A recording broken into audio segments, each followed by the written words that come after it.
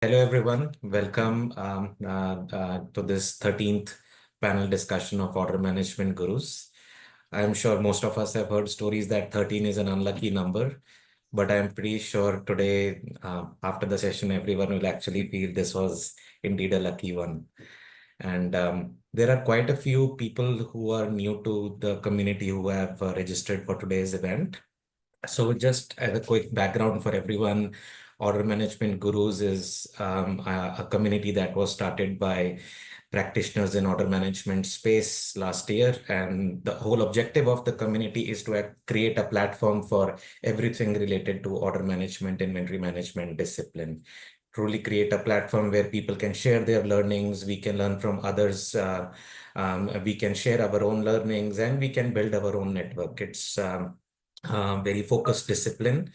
And that is, so I'll encourage everyone who is new to be an active member of the community. You can share anything. You can ask any questions you want in the community. You can share your learnings. And we hope with your support, we are able to actually keep, growing the community as well. And so without taking much of time, just give me 1 second.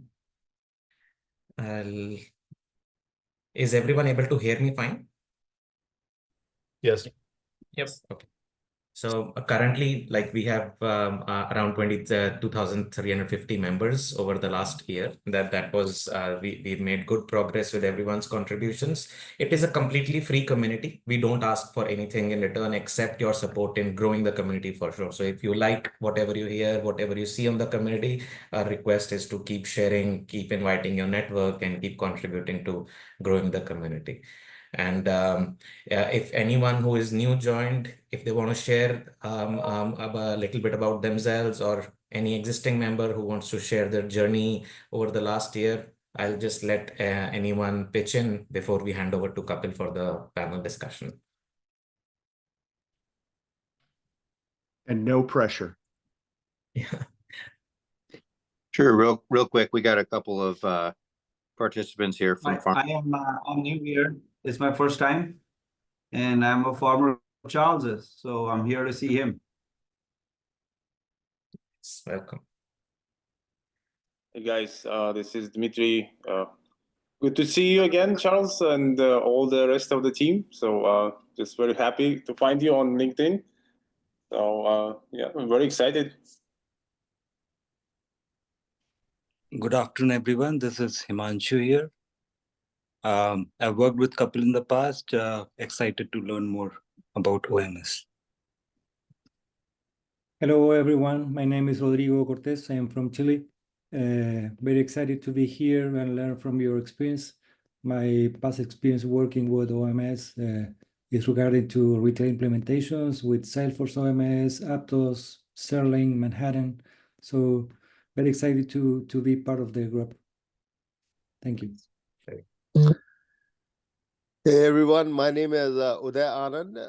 I am interested in understanding the OMS technology. I've been tracking it for a while. Saw Charles's post on LinkedIn. Thought it would be a good opportunity for me to join and kind of learn about OMS. So looking forward to it. Yeah, Billy. Mark, you got interrupted there. Sorry, yeah. Yeah, I just wanted to say we have a couple of people here from the company that I'm with, Farmers Business Network, Helmut and Greg, and we have a kind of a homegrown implementation of order management and everything else, kind of e-commerce stack, and we're just curious to learn from what other people are doing in this space. Very nice, awesome. I want to chime in as a veteran to all the new people. Hi, everybody. I'm Dylan. I've been here since the beginning. When we're calling out, ask any questions and share your stories and everything. Super important. Do that here too. We love having a lively chat conversation. So you can ask questions in there. Members of the group may answer your questions, or they may pull it into the panel itself. So if you've got something, somebody else probably has the same question, and it's always encouraged that you ask. Thanks. Kapil, yes, you can take over. Hey, thanks, Karan. So I'll start with a quick introduction of myself. My name is Kapil. I have over 25 years of experience building enterprise class software products, primarily in the supply chain domain. Worked with companies like i2, Yantra, Sterling Commerce, Yantrix, and now Nextuple. As the SVP of Engineering at Nextuple, I lead the engineering team, driving innovation and product development to advance our OMS solutions. I'm based out of Bangalore. Charles, over to you. Yes. Hi, everyone. Great to have such a lively group here on a Friday. So I've done a number of things, but for the last probably as many decades as Kapil, been focused on this space.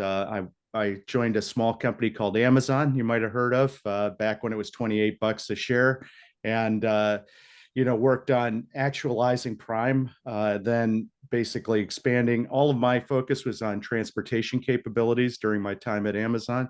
So then we basically allowed the shipping of everything, moving away from just parcel. And then ultimately the last thing I focused on was Amazon as a carrier, which seems to have been a little bit successful.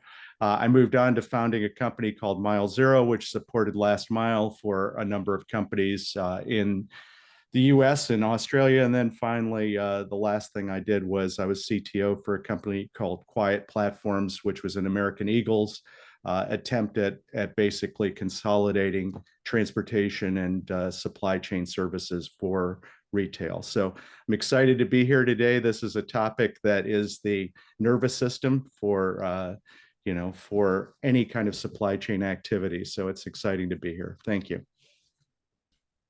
Thanks, Charles. Melvin, can you go next, please? Hey, hello everyone. Myself, Melvin. I'm part of Yonder, leading the platform team here. I primarily focus here now on cloud services, infrastructure, networks, and CI/CD kind of stuff. My background has been order management. I've been part of Infosys, Target, IBM, Yantrix, and then eventually into Yonder.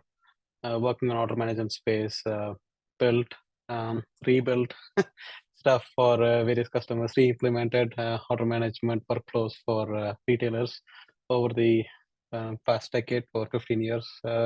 Been working on this space. Very happy to see you guys. Thanks, Melvin. Baldev, can you go next, please? Yeah. Hi, everyone. This is Baldev Bishnoi. I'm working as a VP at Nextuple. Prior joining to Nextuple, I was running my own startup called E3 Next, where we're building products around on the same domain.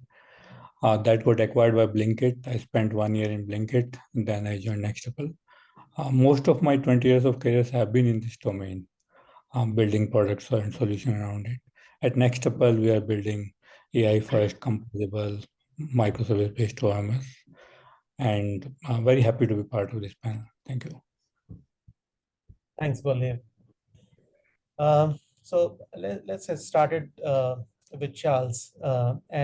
Charles, given your experience with the evolution of e-commerce and how OMS has kind of grown over the years, can you talk a bit about what you have seen and how things are going now on the OMS space? Yeah, it's interesting. I have seen it. I feel like I've been around since the beginning of time at this point. But I've seen the evolution and the introduction of OMSs very much, probably like you, Kapil, where we didn't have a definition of what was an order management system. Really, it originated from this concept of becoming a digital shopping assistant, right? And now we have things like Amazon's Rufus, which is attempting to take that full circle again.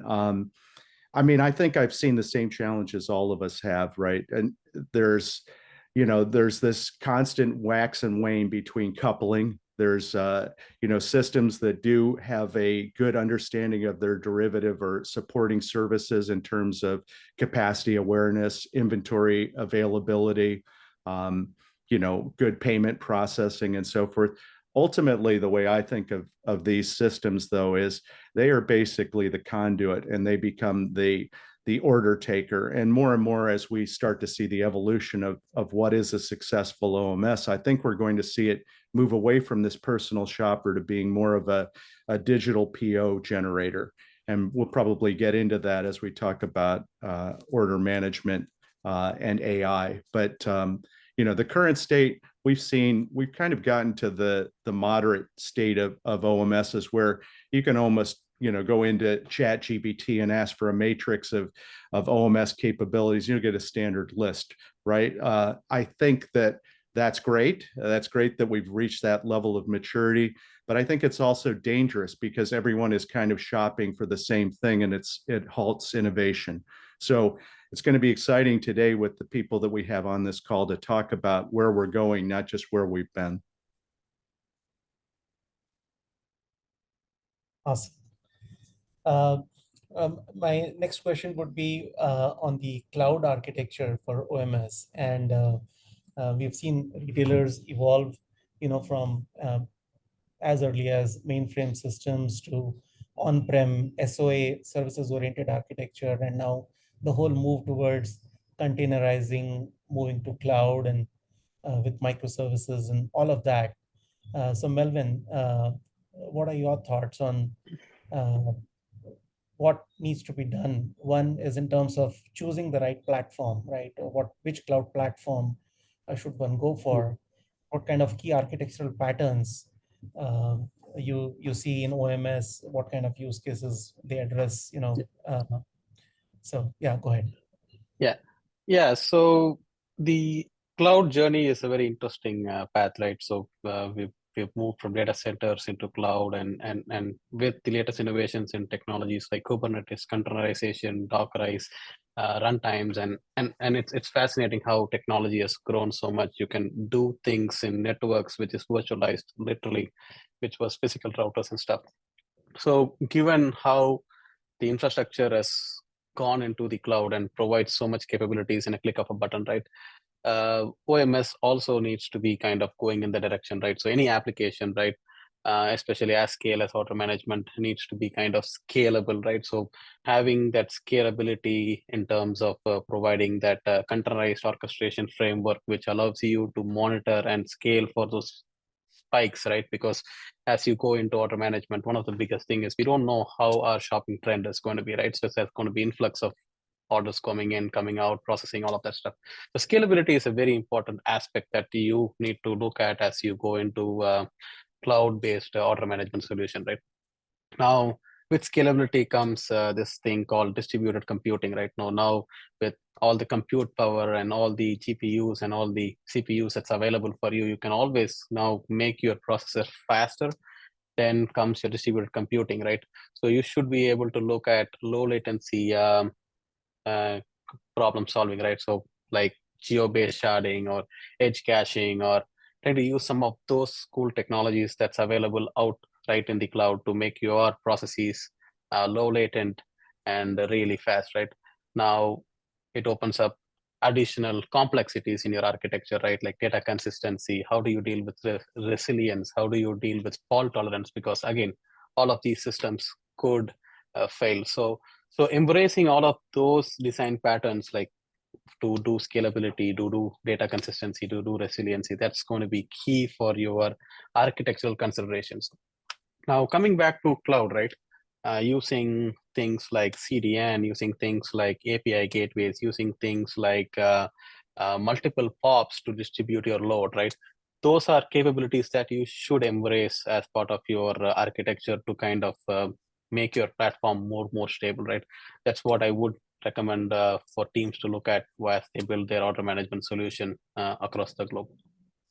Can I add one thing to that, Kapil? I think Melvin summed it up very well, but I think one thing that also is important, because more and more as we just talked about moving to services, to components, ultimately it's a component-based architecture. And so one of the things that's very important for these systems is to have an understanding of component graphs or dependency graphs, and understanding, what are those flows and the individual core responsibilities of those systems, and then to, ensure no single points of failure and have redundancy.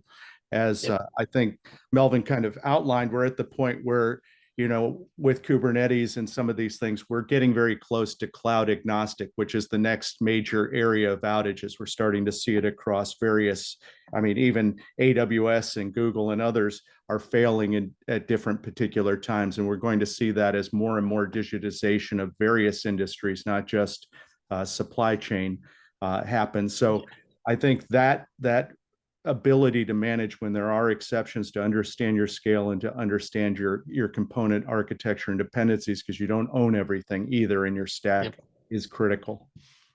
Yep, you're spot on, Charles, right? Because as you expand and go into this microservices architecture, it is complicated. You kind of start creating this individual pieces of independent deployments or applications, and all of these components are so independent they could all fail and stuff, right? So understanding service mesh and understanding your observability and understanding your capabilities of what your cloud providers are very important, and then being cloud agnostic is also very important, right? So that gives you that flexibility to move across clouds and use capabilities to your best in class best in breed options out there. Yep. Baldev, would you like to add anything based on what your experience has been with quick commerce and more recently Nextuple? Yeah, so see, in general, we are saying like there are lots of component moving parts and there are lots of microservices, and we can independently scale all of them. And if you have a call graph, if your services are depending on each other, then it also introduces a possibility where if one component goes down, like the whole set of call graphs starts to go down. If one component starts to slow down, if let's say a service is calling B and B is calling C and so on, if C's performance starts to degrade, then everything else starts to degrading. And in OMS, specifically in context of OMS, I think it's very important that we keep this component isolated or individually scalable and so on. And they should be like, most try to communicate asynchronously instead of synchronously. So if one component goes down, you should have all the other components still up. Your inventory is, let's say, down for some time, but your store fulfillment still should continue to work. Your order processing or payment processing should still continue to happen.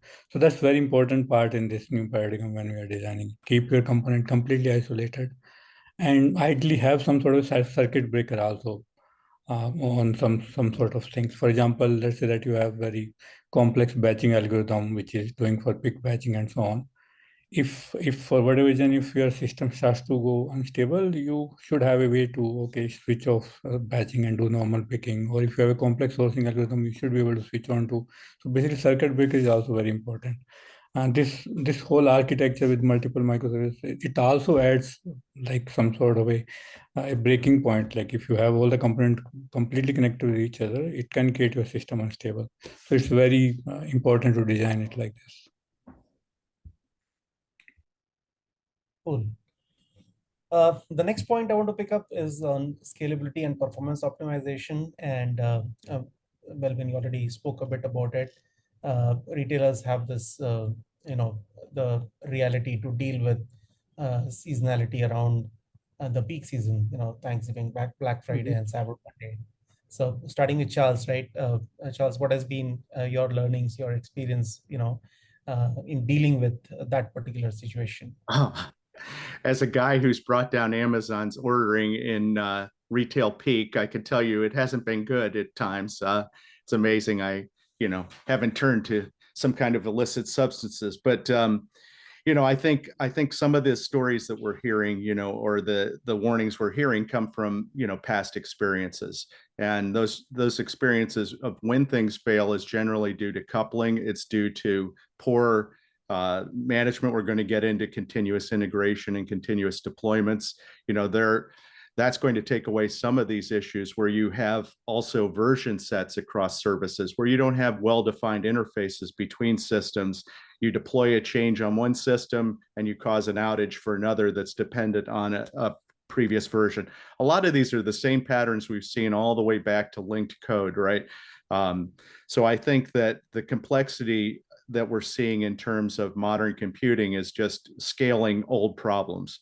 But coming back to this, I think that, again, it starts with, do you have the ability to basically deploy a system that's well tested? And when it isn't well tested, do you have, the ability to automate the rollback? Do you have the ability to detect abnormalities? Because again, an order-based system is very complex, right? We're dealing with humans, and humans expect certain patterns. And so an order-based system can change the way that an order happens and create an outage that was a designed-in feature, not necessarily a code feature.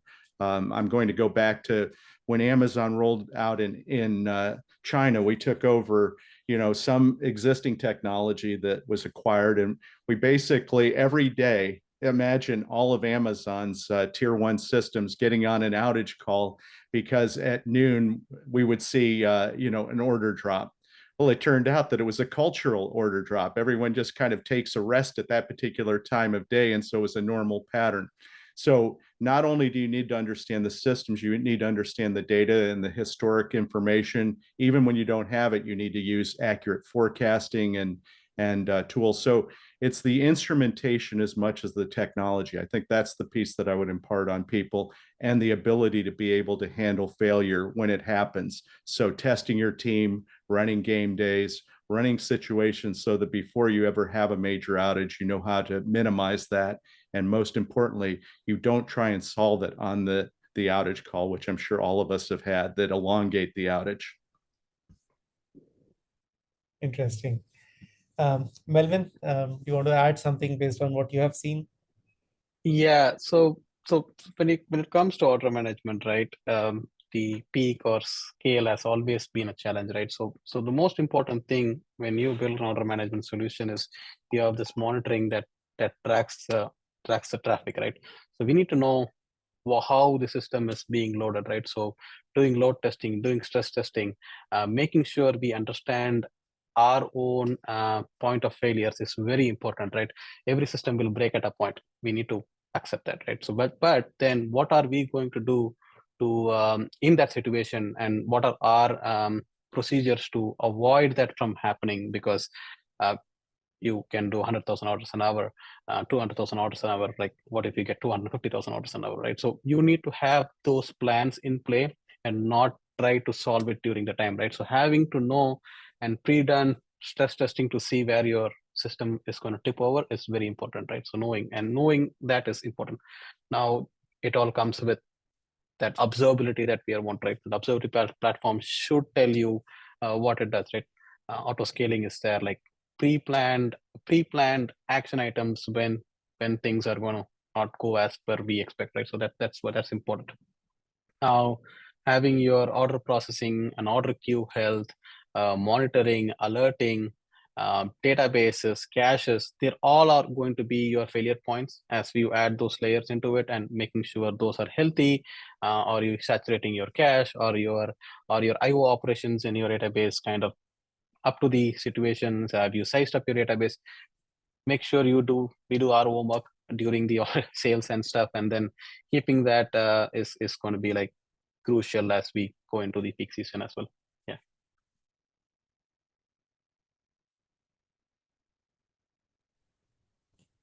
Cool. Next point I want to pick up is on security and compliance. And Baldev, here I want to ask you on what engineering best practices you've come across and you follow from a security and compliance perspective. Yeah, so I think again, like because of the way our OMS is componentized and microservice, now you have multiple services, you have multiple database, and you have denormalized data in multiple places and so on. So your basically attack area has become very big. You have to make sure that all of these is protected. You have multiple components that you need to protect, and it becomes a difficult problem. So it should start with architecture itself. Like, for example, do you need PCI data? And if you need it, can you use tokenized form of that or not? Do you need PII data or not? What is your data retention policies? How would you parse these data? Similarly, your network architecture, it should start with network architecture. Everything should be blocked. Keep your own internal microservices, DBs, everything inside private subnet. Even if you have a component which is like PI specific, keep it in a separate subnet or in a separate VPC itself, so that you secure it like it more put more constraint around it. Even like by default, you use least privilege principle or deny all and allow one by one. So when you're designing a network, you should make sure that there should be only one way to reach to a resource through a VPN, through a VPC, to finally to a subnet and specifically to a port. And must you make sure that you have some sort of a audit around it. So if anybody is accessing it, you need to know that something is happening. And I think second aspect is around tools. So good thing to handle the security problem is that we have tools for everything, like open source tool, where you can you can review, you can put your PR checks that will, so on Arcube or something, they will make sure that your code doesn't have a vulnerability or dependency doesn't have a vulnerability. You have a tool which can scan your repositories and code and figure out if you have by mistake committed some password or API key or something. There are tools which can look at your logs and figure out if you are doing logging PI information. And similarly, all the network design that we talked about, it all should also be part of infrastructure as a code. And it should also go through the proper PR review process and so on. And then third part is around processes. So we have these tools. So now we have to put processes around it. For example, code cannot go in until it passes through these security gates. You have to do a VAPT test before every major release. You have to periodically keep reviewing your security audit, security policies, your network diagram, and so on. I think with a combination of all these three, we can handle it. But it's like a constant vigilance. You have to continuously keep doing it. Only then you will be sure. Like you will constantly hear about data leakage from every other week from one company or other company. So it's a big problem, and it has to be major concern when you're designing your OMS.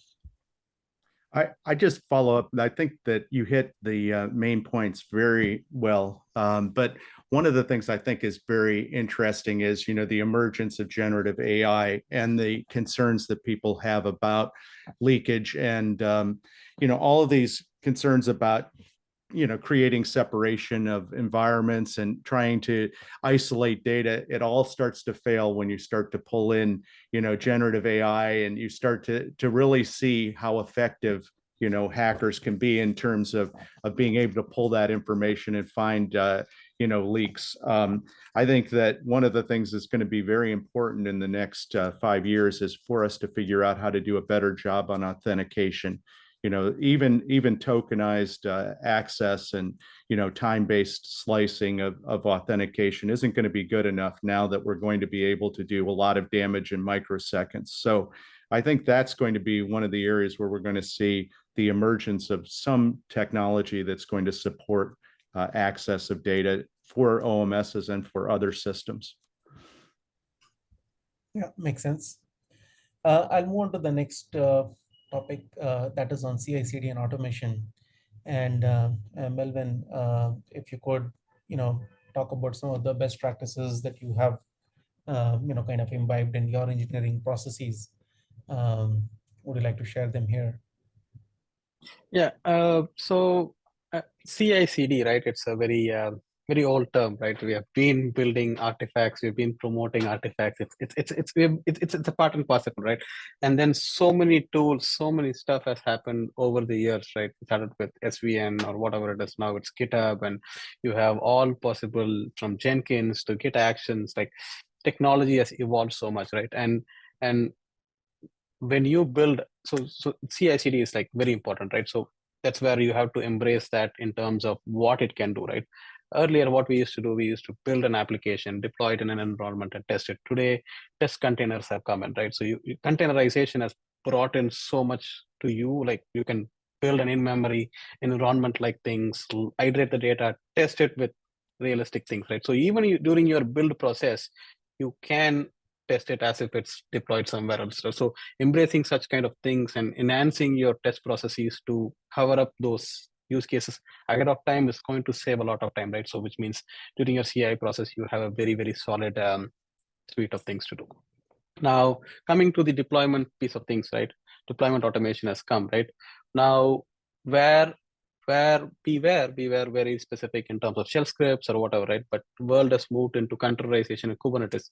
Declarative deployment plans is very important, right? Keep it generic enough, right? So the emergence of things like Crossplane, emergence of things like Terraform, they have made both infrastructure and application deployment with OEM specifications and other things like kind of come together. So think of deployment just not an application deployment. Infrastructure is also a deployment, right? So merging those with immutable concept of immutable deployment, right, and all that stuff, right, is going to make your deployments much more easier to upgrade, easier to deploy, easier to keep moving on, which will pave the way for, like, you can deploy as small change as a single PR into production system and start doing like, oh, I can do every hour deployment, every day deployment with the confidence that's going to cost the right. That's what CI/CD has brought us to.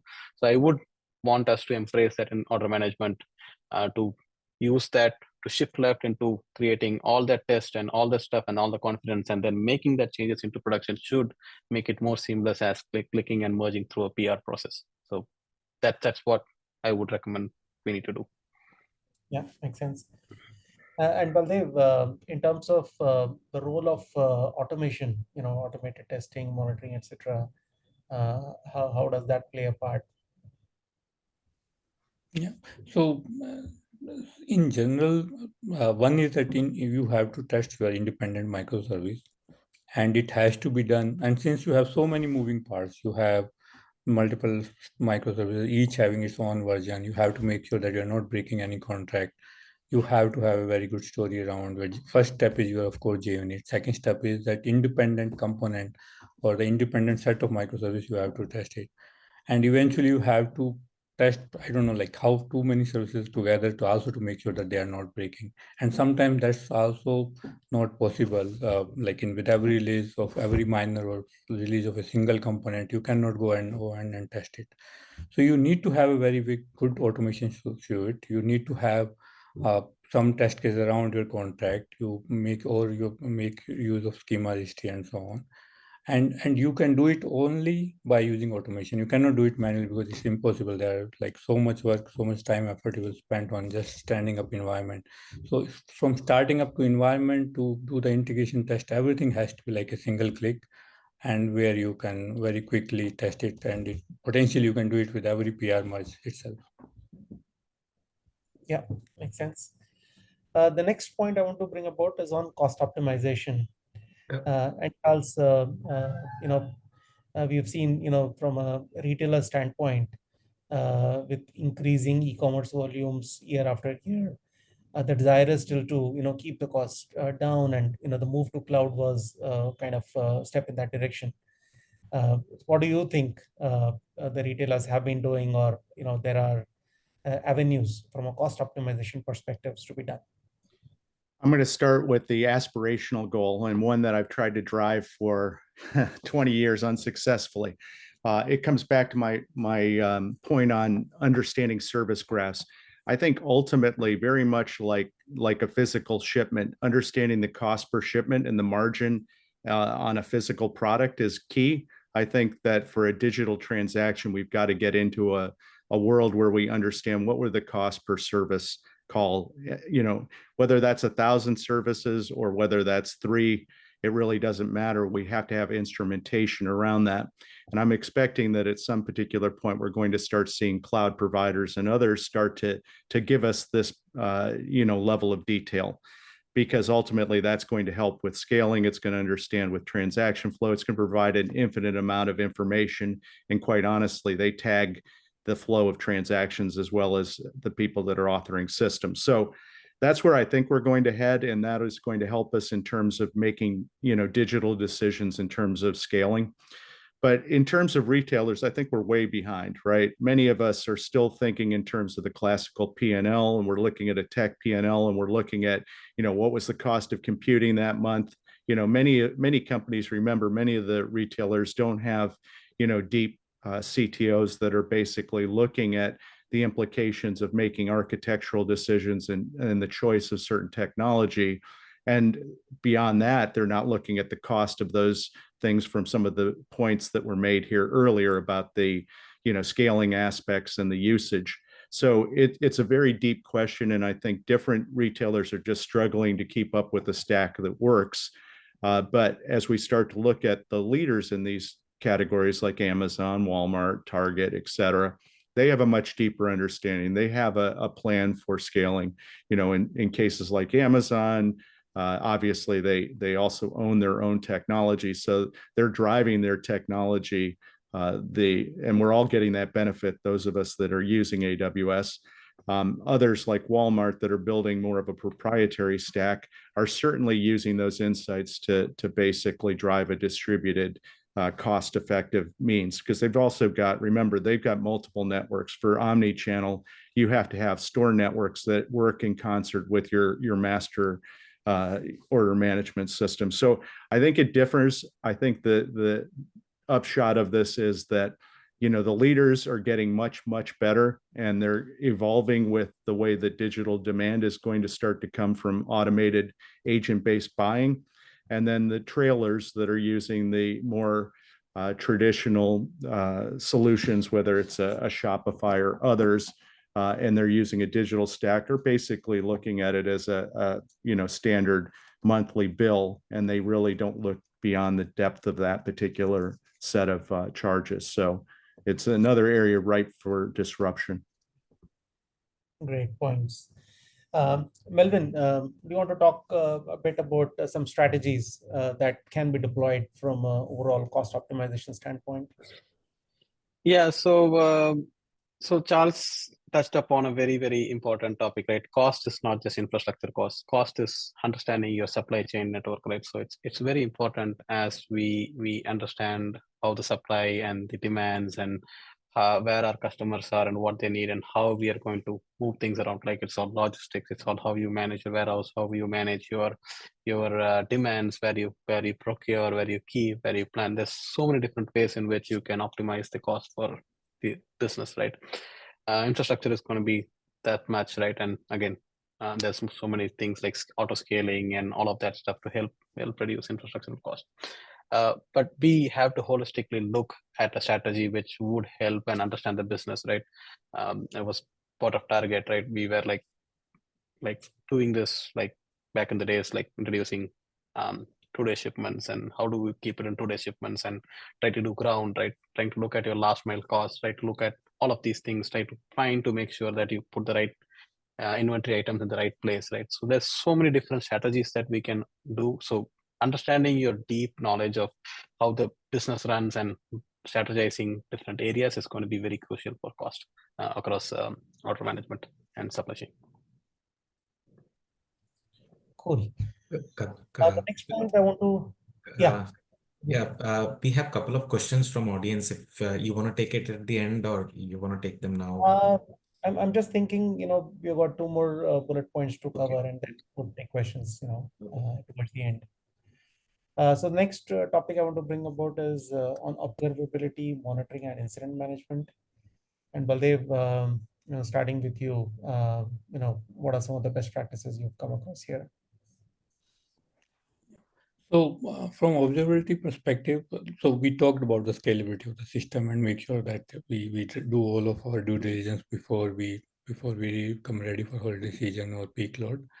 Now, if an issue comes, then observability becomes a very important feature. You need to figure out very quickly where the issue is. If you have multiple components and the things going here and there, you have to, like in 5 minutes, you have to figure out exactly which service or which query or which, like whatever granular details you can go, which Kafka topic has a lag or which query is slowing down complete thing. You have to do that. And similarly on alerting, putting alert also is sort of like an art. You cannot put too many alerts, otherwise your SRE team will start ignoring them. You have to put very few alerts and meaningful alerts, and they have to be before your system goes down. Because it's very difficult to recover from a dead system, but it's probably easier to start in slightly dying system. So, and all of these tools to very quickly to figure out where exactly the issue is and putting meaningful alerts is very important to solve the issues in production. Yeah. Melvin, do you want to add anything more? Yeah. Sure, sure. So observability is also an interesting thing, right? Over the years, observability also has matured, right? We used to observe using logging into this and counting and stuff, right? So observability has taken dimensions, right? There is metrics, there is logging, there is going to be distributed tracing, right? And today there is so much that you can do, like open telemetry coming into picture, kind of helping us kind of compartmentalize or making sure all of these things are analyzed together, right? With the emergence of all that trace tag IDs and stuff, right? So we need to embrace these things, right? So it's important that we have enough metrics in our system to understand what's happening. So understanding how many transactions, what's your CPU, what's your memory, what's your pattern looks like, how many nodes are doing, and all of that stuff, right? So observability at various levels, right? And then we can do that, right? Now logging is going to come in handy where it's going to be like more of triaging, right? Because your metrics needs to show where your system is heading towards and needs to pull in those alerts of saying, hey, this is going to happen, right? I'm seeing a trend going up or going down, or what to do. That's where thresholds come into picture, right? So when you're alerting based on your metrics, your thresholds, understanding where your system would fail is going to be there, right? That's going to help you set a more realistic threshold and say, hey, when to react, right? So understanding is important, right? Triaging, doing slow performance queries, distributed tracing, taking sampling, all of those technology has evolved how we look at systems. And I think we should embrace all of that stuff to kind of be aware of what's happening and then being ready to know with having standard operating procedures. When this happens, this is what I'm going to do, because that's going to be the key of the success in observability as well.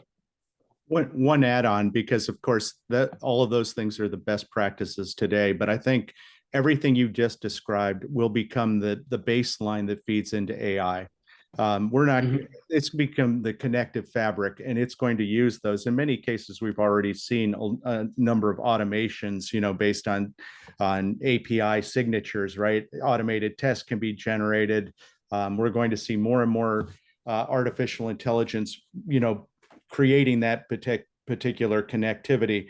But I think the point that you're making, Melvin, that's important is it doesn't necessarily have the ability to understand the impact on the business. And I think that as that starts to emerge, if you feed it the information, we're going to see these observability AI agents that are going to keep your stack running.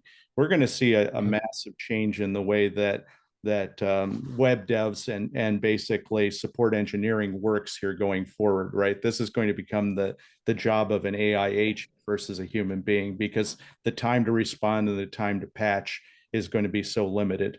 Anyway, it's interesting. I just don't want us to look too far at today, because tomorrow is coming very quickly. Yep. Great. So Charles, you kind of touched upon the next point, which I wanted to bring about, is on the future trends and innovations around the space. So there have been, a lot of talk going on about how Gen AI can be used to solve, so many different use cases, and the usage of AI ML to solve some real business problems. So what, in your view, is kind of some examples where of the future trends that you see going in this area? So I'm going to start from the business and human side of this before I answer the digital side. I think we've got to break this paradigm of one order, one shipment, one delivery. It's not sustainable. It generates a lot of waste, and it's causing a crushing impact on providers. We're seeing a lot, especially on the delivery side, right? We're seeing a number of consolidation because people can't afford those metrics. They just can't get to the volumes necessary from a labor perspective, et cetera. So I think the way that we're headed, and then in parallel, you have the emergence of generative AI. We've been using various AI. You mentioned machine learning. We've had neural networks and a number of other things in use for decades now, supporting supply chain and ordering systems. So it's not new. But what is new is, I think, the investment and the money that's coming into this area. So where I think we're headed, and there's been a number of comments here in the chat about this, is I think we're moving away from the automated buying situation. E-commerce started with, automating mall traffic, right? Where now I could go online and search for anything I wanted. Well, that's fun, once in a while. But I think where we're headed here is that we're going to start to see, very much like music streaming, we're going to see the automation of desire, where it'll start with the easy stuff, the toilet paper, the consumables that you purchase all the time. Things that are available through Amazon for subscribe and save are the most ripe for this to begin with. But it'll become more of your discretionary spending as we go on, and those feeds will come from a variety of places. That's where the ordering is going to happen. And so the order management system is going to be fronting, and responding to millions of agents, buying agents that come from a consumer. And as a result, an OMS is going to be less about the interaction directly with the consumer and more in responding to requests for purchase.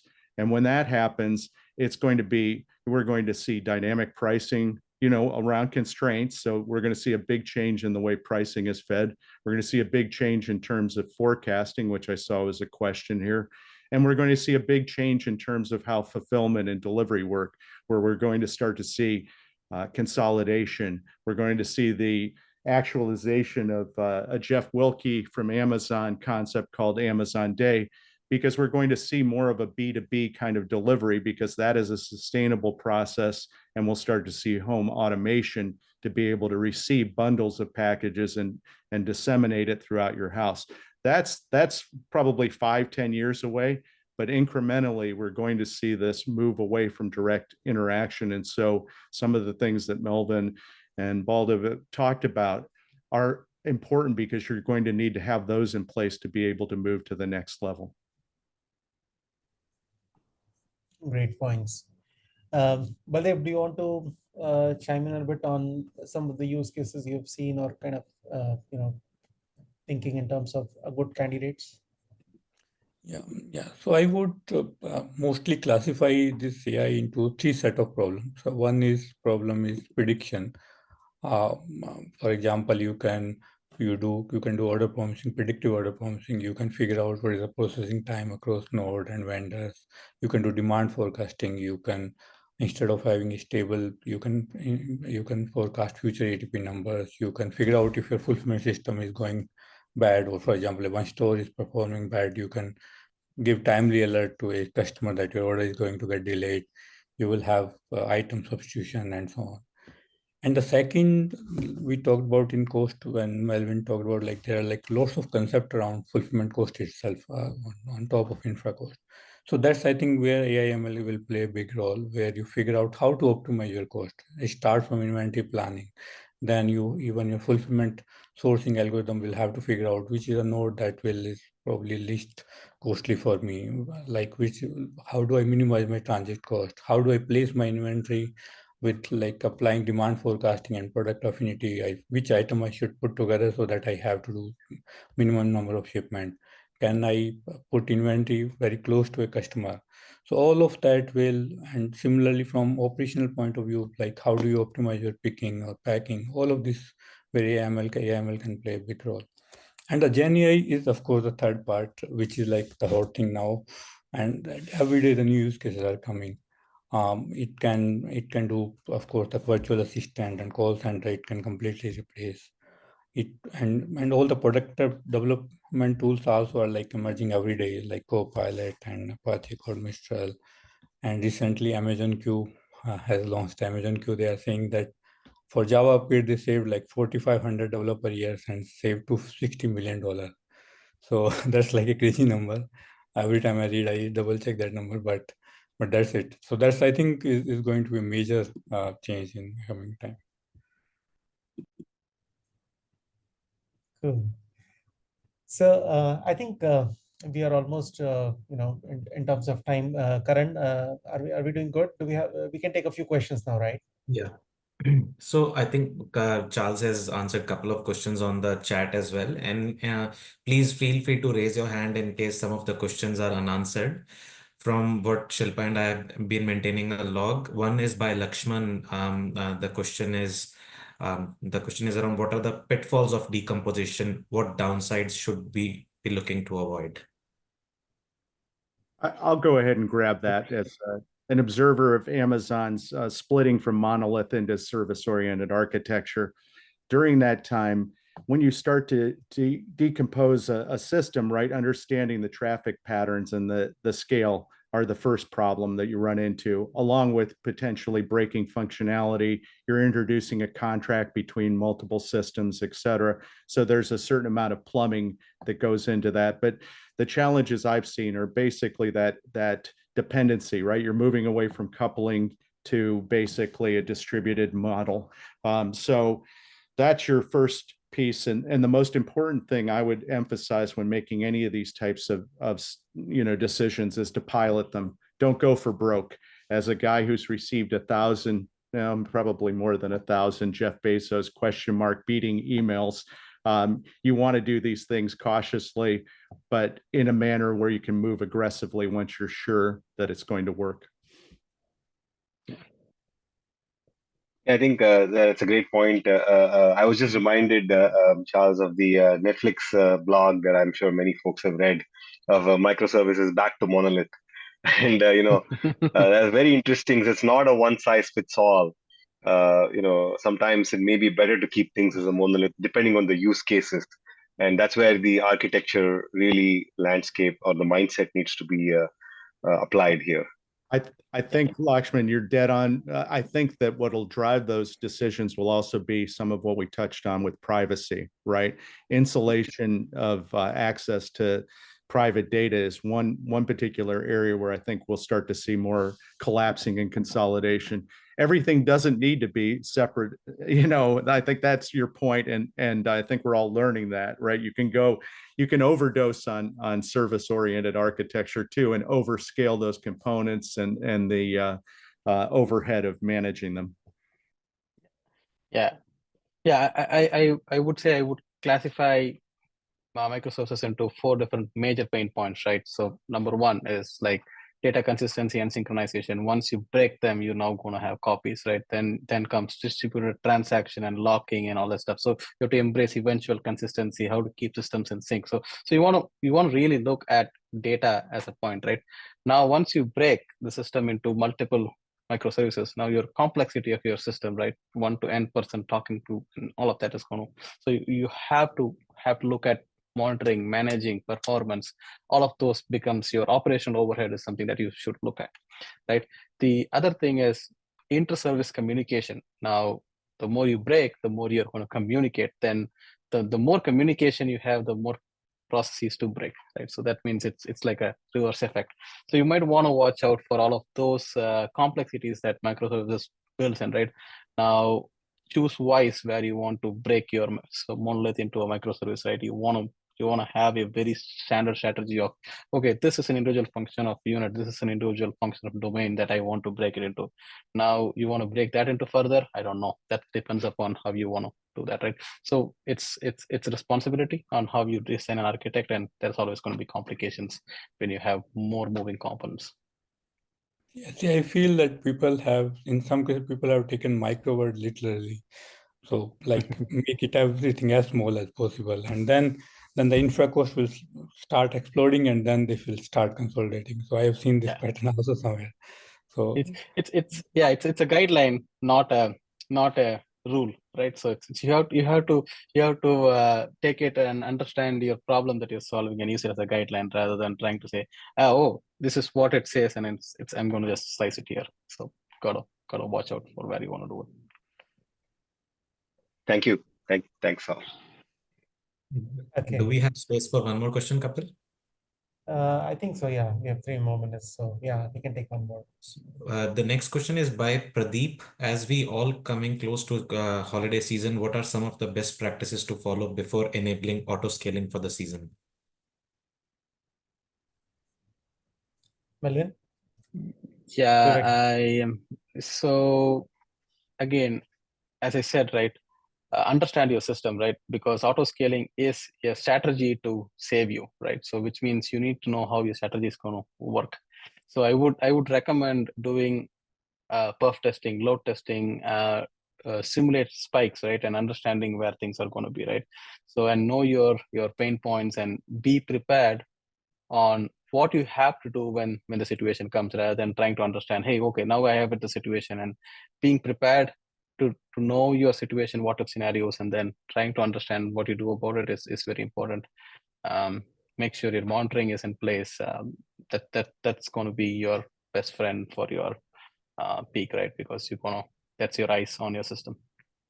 I'm going to throw out also, in addition to the points that you just made, understand the services that you're fronting, right?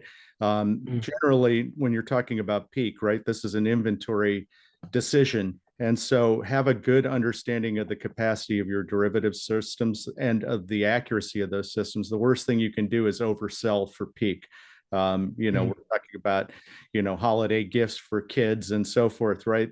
This is where you can lose a customer for life. So the importance of capacity modeling for derivative systems, understanding the accuracy of those, and understanding, how much time you really have to be able to transact and fulfill. That's where I've seen many failures in the past. This is where, you should be scaled. You should understand and have your system stood up 3 months ago. If you're doing it now, you're probably going to fail. But the understanding of those derivative systems and understanding how they're modeled and understanding how they're basically staffing and being ready so that you can make minor adjustments to your system if there is a pain point. That's why these holiday calls or peak calls are so important, right? Continuous adjustment to your systems can be done through human decisioning, not just automation. So. Thanks, Charles and Melvin. Karan, I think we are almost over time now. Shall we conclude? Yeah. Okay. All right. It's been a great conversation. Thank you so much, Charles, Melvin, and Baldev for joining, and thanks to all the participants for engaging in this panel discussion and posting your questions. Looking forward to more interactions on this forum. Thank you, everyone. Thanks, everyone. Thank you, everyone.